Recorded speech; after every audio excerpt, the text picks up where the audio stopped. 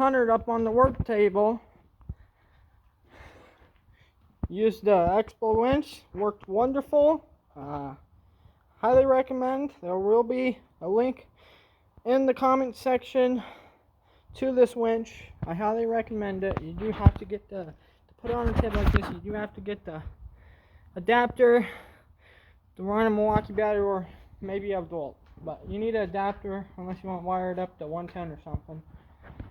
But we are working on day 100. We got all types of issues. Got that, then we got that. I think I figured out why it's so damn loud. But I just remembered on the 450, I got an HMF exhaust and I kept the original muffler, so I might have the right over there. I might have the a good muffler for this if it's the same style, or I might just weld it up.